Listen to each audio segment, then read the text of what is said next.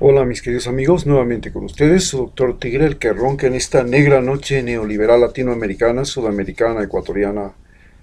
un consejero de internautas y personas, ideólogo del movimiento de internautas y personas de América Latina, que procura que desde Alaska a la Patagonia no existan fronteras, ni visas, ni dificultades para que las personas puedan transitar libremente por el continente, establecerse donde quiera y estudiar donde quiera. Y también que procura que la naturaleza sea protegida por los habitantes de este continente, las culturas y la diversidad cultural también, y que procura que además la ciencia y la tecnología puedan encontrar terreno fértil. Nosotros ahora analizaremos sobre el papel y la imagen internacional que en este momento tiene Ecuador y que ha sido manejada por el Ministerio de Relaciones Exteriores, por el Ministerio de Comercio Exterior e inclusive por el CENESID.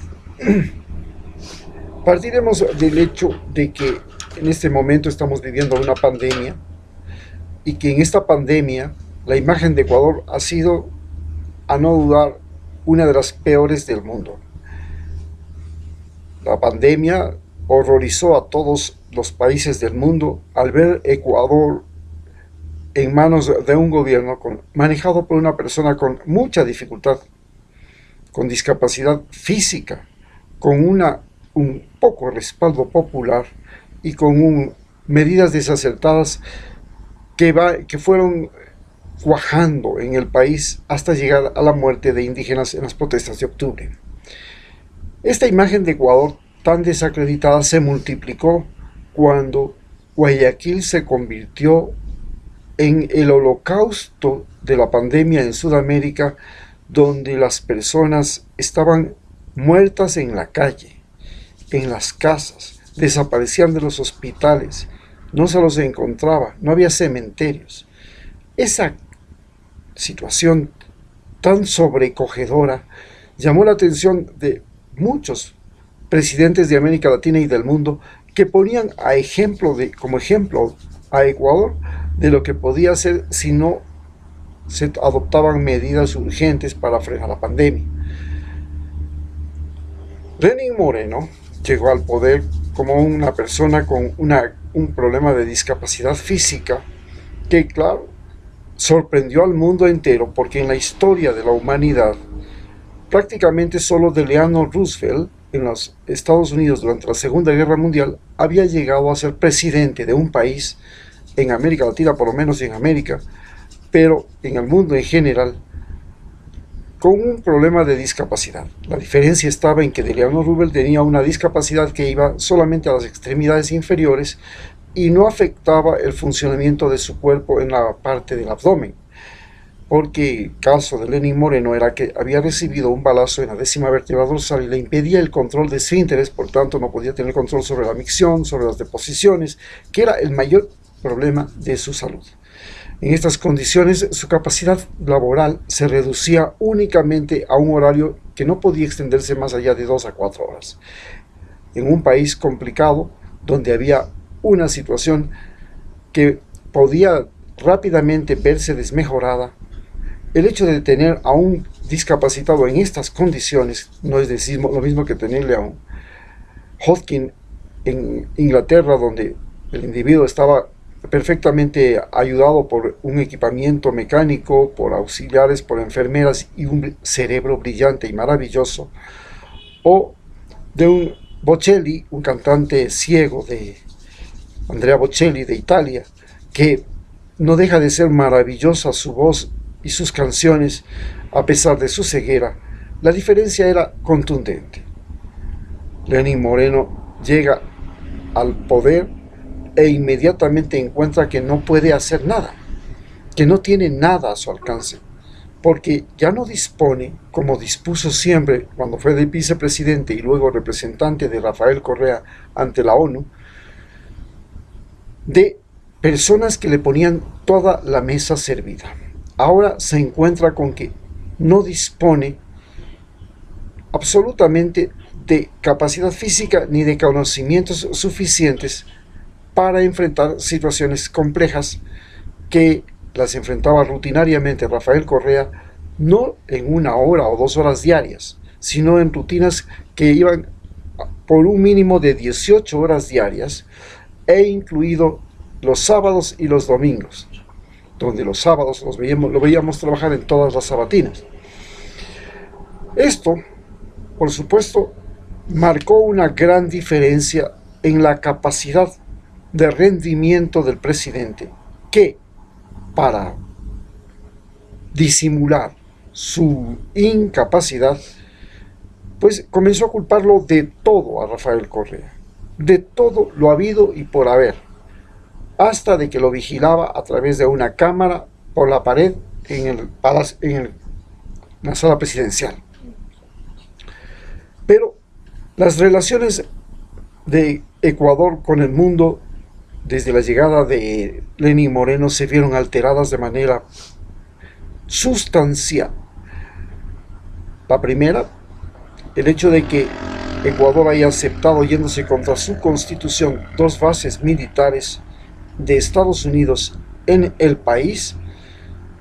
nos dio a entender que nosotros dejamos de ser un país soberano y volvimos a ser parte del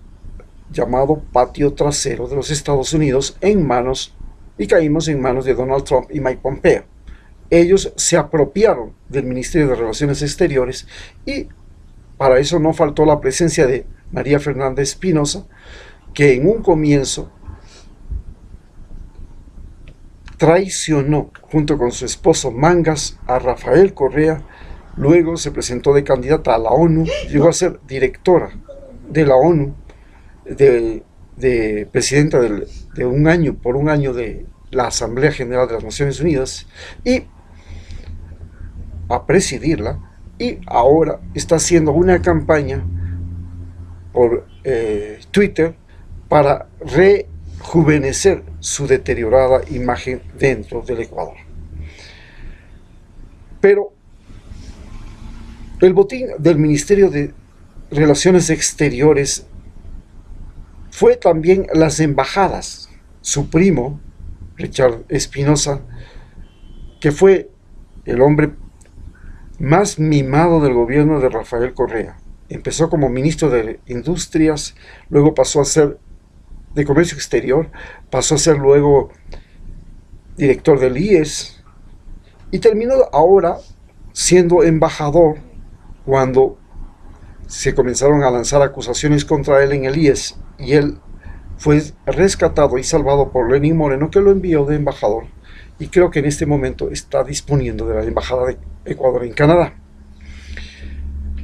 Así pues, el Ministerio de Relaciones Exteriores se convirtió en el sitio, ya en el gobierno de Rafael Correa, de los oportunistas, porque en el gobierno de Rafael Correa se quería desarrollar, inspirados en Lenín Moreno, lo denominada inclusión social. La inclusión social consistía en dar oportunidad a los que nunca tuvieron oportunidad, y el Ministerio de Relaciones Exteriores dio oportunidad a gente que no tenía ninguna preparación, pero habían sido reinas de belleza y eran afros, habían indígenas. Tuvimos a un indígena representante del Ecuador en Bolivia, pero que no habían estudiado diplomacia, que no habían seguido la carrera, que no tenían mérito profesional ni antecedente. Pero como el Ministerio de Relaciones Exteriores se había convertido en un club social de diplomáticos que vivían una buena vida fuera del Ecuador, como Lenín Moreno, este club social fue cuestionado por Rafael Correa, que lo llamó momias cocteleras. A partir de ese momento, las relaciones de Ecuador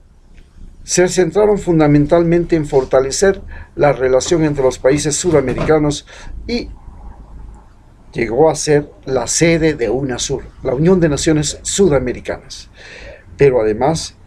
en el tiempo de Rafael Correa se dio asilo a Julian Assange, algo que era muy importante desde el punto de vista internacional, porque era el amparo a un perseguido político de los Estados Unidos, Julian Assange es un perseguido político de los Estados Unidos. Entonces, el hecho de ser un país pequeño que se atrevía a asilar a un considerado enemigo de los Estados Unidos, de Obama, y después de Donald Trump, fue algo muy notorio en la historia de Ecuador y del mundo. Pero, además, Ecuador logró durante ese periodo algo extraordinario en el periodo de Rafael Correa. Una de esas cosas fue que el territorio marítimo de Ecuador se volvió enorme. Hoy el territorio de Ecuador comprende 1,5 millones de kilómetros cuadrados, más grande que cualquiera de los países de Europa, y de esos 284,000 son territorio continental y el resto territorio marítimo, gracias a los acuerdos que se firmaron cuando el Ministerio de Relaciones Exteriores era otra institución diferente a la que es ahora, y Canadá y Colombia, Perú y Costa Rica acordaron estos nuevos derechos territoriales de Ecuador. No solamente eso, cuando llega Lenín Moreno, le entrega, como dijimos, bases militares a Estados Unidos en Manta y Galápagos, que nosotros se las habíamos quitado durante el gobierno de Rafael Correa en el año 2010, y que él motivó a Estados Unidos a poner 7 bases militares en Colombia, que hoy tampoco las tiene, porque el gobierno colombiano, el Parlamento de Colombia, se las ha quitado nuevamente. Sin embargo, en este momento estamos viviendo el control de la policía y del ejército por parte de Estados Unidos, en el caso de la policía con la DEA, controlando el narcotráfico, y en el caso del ejército, controlando nuestro territorio nacional a través de aeronaves que tienen control de todas las comunicaciones y del territorio ecuatoriano. Así pues, el Ministerio de Relaciones Exteriores se ha convertido en un botín, como hemos visto, de embajadores, de personal de embajada, de vividores oportunistas que canjearon votos de asambleístas para conseguir la persecución, para conseguir leyes, para conseguir la persecución a Rafael Correa, para conseguir leyes a propósito, para aprobar consultas populares y todo, porque el Ministerio de Relaciones Exteriores se convirtió en un botín que sirvió para eliminar a UNASUR, quitarle la sede, para unirnos a PROSUR y con eso alinearnos en el grupo de países que se prestaban para inclusive una invasión armada a Venezuela, y también nos hemos convertido en un país que ha firmado el Tratado de Alianza del Pacífico, y de donde se salió Estados Unidos, y finalmente un país que, a través de un mal negocio con China, le quitó a China el petróleo a un precio fijo, negoció el petróleo de Ecuador al precio de mercado, sin considerar que al poco tiempo el precio del petróleo caería a cero, que inclusive no tendría capacidad de exportación porque se romperían los oleoductos, y que ahora prácticamente el petróleo que tiene que seguirle vendiendo a China ya no está a un precio fijo como lo tenía con Rafael Correa, que además negoció con las transnacionales que 1 de cada 5 barriles fuera de la transnacional, y no como era antes 4 de cada 5 barriles. Es así como hemos visto que el desempeño del Ministerio de Relaciones Exteriores en el Ecuador se ha convertido en un botín político que ahora está codiciado nuevamente por los candidatos y por el gobierno de Donald Trump. Muchas gracias.